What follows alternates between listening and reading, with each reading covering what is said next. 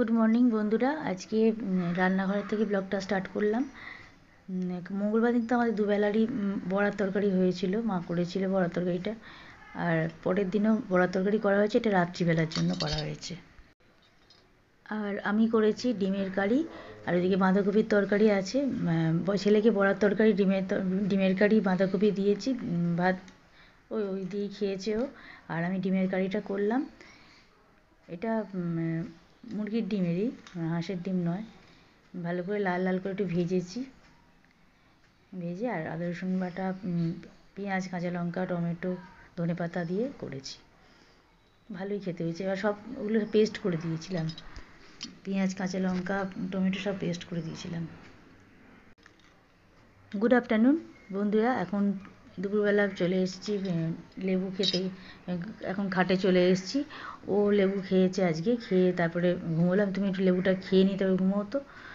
রোজ নালে নিয়ে আসবে আর করবে না। একটু বেশি করেই এনে রেখেছে, পরের দিনও খেলাম। এখনও আছে, আমি তো বাপের বাড়ি যাব। সন্ধেবেলা চলে এসেছি চা করতে। দেখো লিকার চা বসিয়ে দিয়েছি, ওপাশে দুধ চা হচ্ছে। আর এই যে তোমাদের বেসনটা দেখালাম, এই বেসনটাই ব্যবহার করি, গণেশের এই চানা বেসনটা খুব ভালো, এটাই ইউজ করি আমি। চা হয়ে গেছে, এই যে দুধ চা হয়ে গেছে, দেখিয়ে দিলাম। আর এই যে লিকার চা হয়ে গেছে। আমার আর আমার শাশুড়ি মায়ের লিকার চা নিয়ে নিয়েছি, আর দুধ চা ছেলেকে দিয়ে দিয়েছি, ও এখন খাক। চা খাই আমরা, তারপরে এসে এটা বানাবো, এই চপটা বানাবো। এটা একটু দেখিয়ে দিলাম তোমাদের। এখন এটা লোটে মাছের চপ করব। প্রথম বানালাম, ভালোই খেতে হয়েছে, বলেছি আবার নিয়ে আসতে, আবার করব। খুব সুন্দর খেতে হয়েছে। কাঁটাগুলো কোনো রকমভাবে বিরক্ত করেনি, যার জন্য আমার ছেলে খাচ্ছিল না ভয়ে কাঁটার জন্য। কিন্তু একটুখানি খেয়ে দেয়, বুঝে না আবার কাঁটা ভয় করে। অর্থাৎ একটু কাঁটাগুলো খুব নরম গো, কিচ্ছু হয়নি। ভিডিও দেখে লাইক কমেন্ট করো। চাগুলো নিয়ে নিয়েছি, মায়ের আর আমার চা নিয়েছি, লিকার চা, ছেলের দুধ চা নিয়ে নিয়েছি। চাটা খাই, তারপরে আসছি। দেখো এখানে বানাচ্ছি লোটে মাছের চপ বানাবো। আমি লোটে মাছের ঝুড়োটা দুদিন করেছি, আর এটা প্রথম করছি। ওই কিছুটা রেখে দিয়েছিলাম, ঝুড়োটা করেছিলাম, আর কিছুটা রেখে দিয়েছিলাম। ও বললো যে এটা চপ বানাতে পারবে? হ্যাঁ, বানাতে কেন পারবো না, দেখি। প্রথম দিন করছি, তবে করেছি, পরে তো ভয়েস দিচ্ছি। খেতে খুব সুন্দর হয়েছে। এখানে আদা রসুন পেঁয়াজ কাঁচা লঙ্কা পেস্ট করে নিয়েছি, নিয়ে আর নুন হলুদ এগুলো দিয়ে একটু ম্যারিনেট করে রাখা আছে। ব্যাটারটা বানিয়েছি বেসন, সুজি আর খাবার সোডা দিয়েছি, নুন দিয়েছি, একটু আদা রসুনের ওই পেস্টটা রেখে দিয়েছিলাম, আদা রসুনের পেস্ট একটু দিয়েছি, দিয়ে আর পেঁয়াজের পেস্ট দিয়েছি, দিয়ে বেসনটাকে ব্যাটারটাকে বানিয়ে রেখেছি জল দিয়ে। আর একটু মোটা করে ব্যাটারটা বানিয়েছি। আর বেসনটা আমি গণেশেরই ব্যবহার করি, তোমাদের প্যাকেটটা দেখিয়েছি। খুব ভালো গণেশেরই বেসনটা।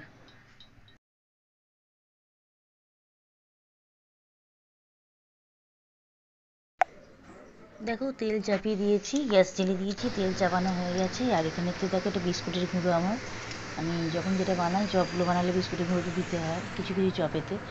বিস্কুটের গুঁড়োটা রেডি করে নিয়েছি প্লেটেতে। আর এবারে দেখো বেসনের ব্যাটারটাতে ভালো করে মাখিয়ে নিচ্ছি মাছগুলোকে।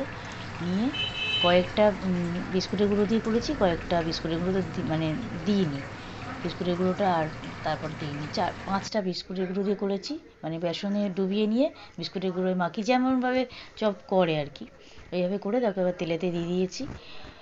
খুব সুন্দর খেতে হয়েছে। দুটো ভাজা হয়েছে, দেখালাম তোমাদের। এইবারে দেখো ভাজছি, এখন ভাজা চলছে। এগুলো সব বিস্কুটের গুঁড়ো দেওয়া আছে।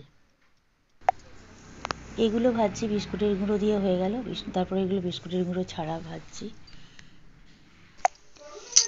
বিস্কুটের গুঁড়ো দিয়ে 5টা ভাজলাম, আর বিস্কুটের গুঁড়োটা ছাড়া তারপরে এগুলো ভাজছি। এগুলোও দারুণ খেতে হয়েছে, সবটাই ভালো হয়েছে। এরপরে দেখো এতখানি ব্যাটার রয়ে গেছে, আমি এই ব্যাটারটাকে বড়া করে নিয়েছি, ওটাও খেতে খুব সুন্দর হয়েছে। রেডি হয়ে গেছে, আমি ওদেরকে দিয়ে আসলাম ও ঘরে। আর আমার এটা নিয়ে এসেছি 6 পিস করে, সবাইকে দিয়েছি। আর 4 পিস রেখে দিয়েছি, 1 পিস করে কফির সঙ্গে খাবো রাত্রিবেলা খাবো। দারুণ হয়েছে।